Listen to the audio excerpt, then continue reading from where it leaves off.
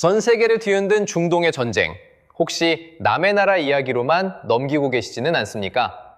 지금 태평양 건너 미국의 군사 시계는 이미 다음 타깃을 향해 돌아가기 시작했습니다. 그리고 그 타깃은 놀랍게도 바로 우리 머리 위 한반도입니다. 이 거대한 지정학적 지각 변동이 단지 안보 뉴스로 끝날 것 같지만 실상은 여러분의 주식 계좌와 지갑을 직접 겨누고 있는 생존의 문제입니다. 미국이 이란을 한 달 만에 무력화했습니다. 근데 문제는 다음입니다. 미국의 적국 리스트에서 이라크가 빠지고 이란이 빠졌습니다. 이제 북한 하나가 남았습니다. 그리고 미국은 북한을 이란보다 쉬운 상대로 보고 있습니다. 면적은 이란의 13분의 1, 관찰 기간은 76년. 돈의 흐름을 따라가 보면 이건 단순한 군사 이야기가 아닙니다. 이란 공습 한 달 만에 외국인 투자자가 한국에서 365억 달러를 빼갔고 원달러 환율은 1,530원까지 치솟았습니다.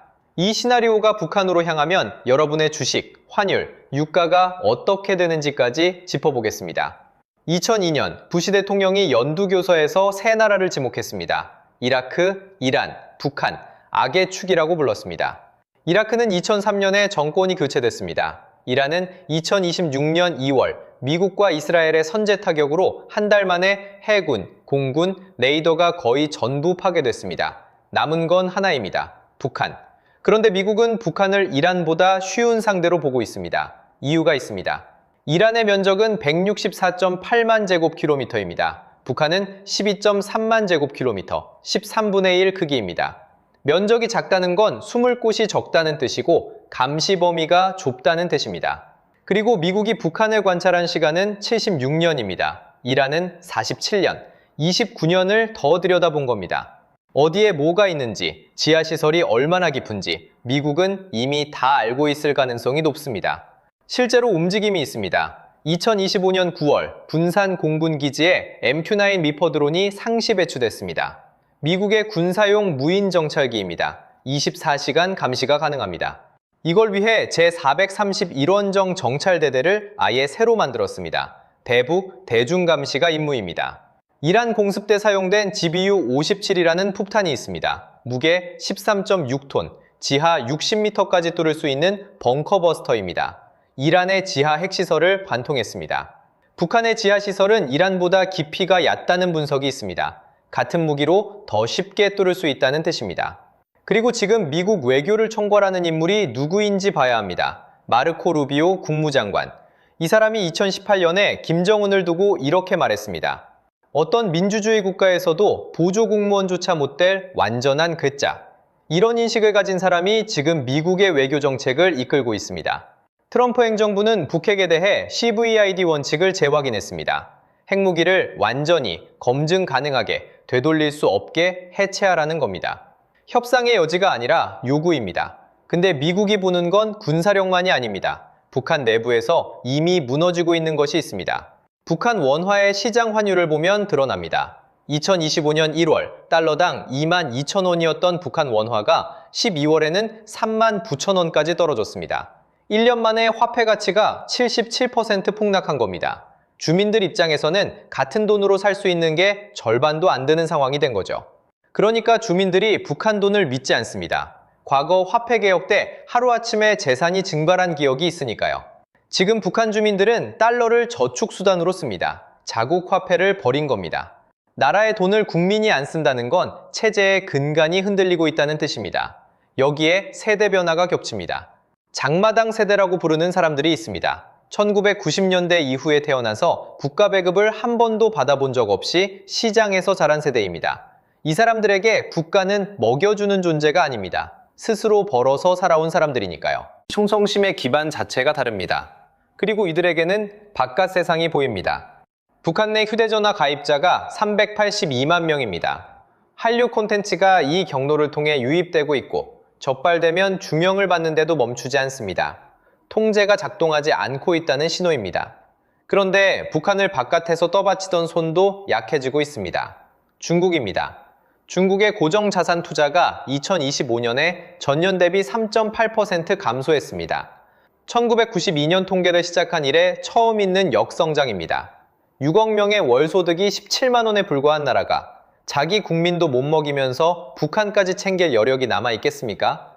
게다가 중국 중앙군사위원회는 부주석과 위원을 숙청해서 사실상 2인만 남았습니다. 군 지휘부가 마비된 상태에서 대외 영향력을 행사할 수 있는 구조가 아닙니다. 요새가 관이 됐습니다. 북한이라는 체제는 외부의 공격을 막기 위해 벽을 높이 쌓았는데 그 벽 안에서 경제가 질식하고 주민의 신뢰가 증발하고 후원자마저 손을 놓고 있습니다. 밖에서 부수지 않아도 안에서 썩어가는 구조입니다. 미국이 이걸 모를 리가 없습니다. 그런데 이 시나리오가 현실이 되면 한국 경제에는 무슨 일이 벌어질까요?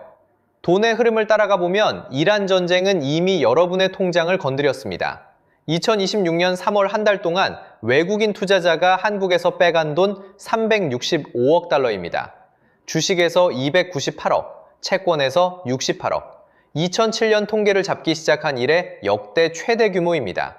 그 결과 코스피는 6,244에서 5,495까지 떨어졌습니다.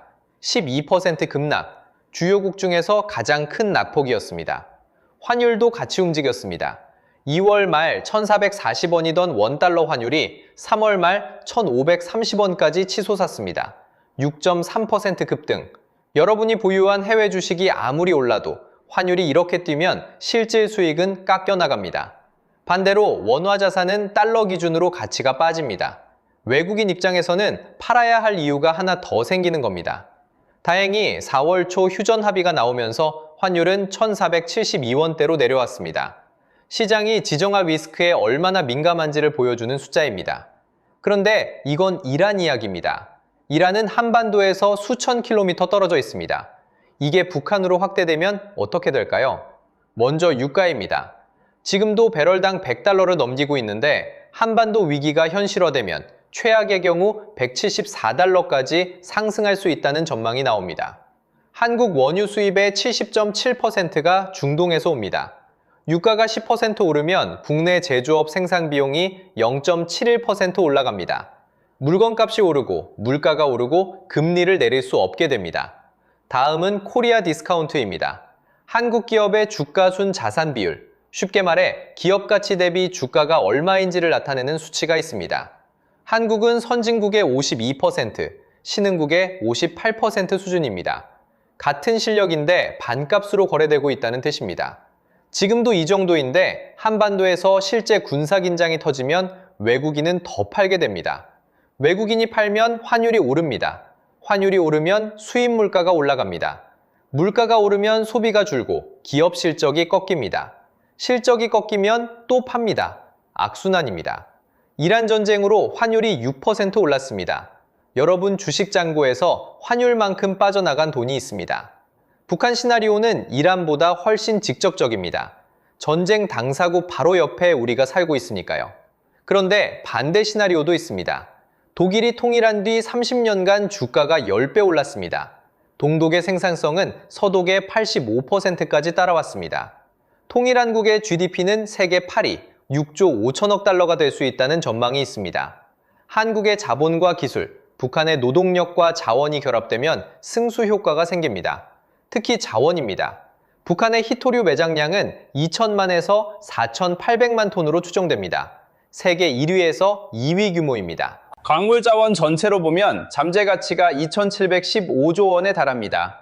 전기차 배터리, 반도체, 방산 장비의 필수적인 자원을 우리가 갖게 되는 겁니다. 그리고 인구 문제가 있습니다.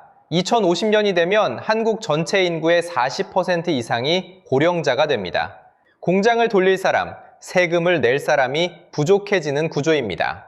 북한의 젊은 노동력은 이 문제의 유일한 해법일 수 있습니다. 위기와 기회가 동시에 존재합니다.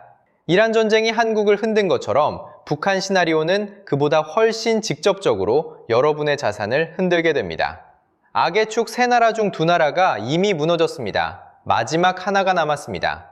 미국은 준비하고 있고 북한은 안에서 무너지고 있습니다.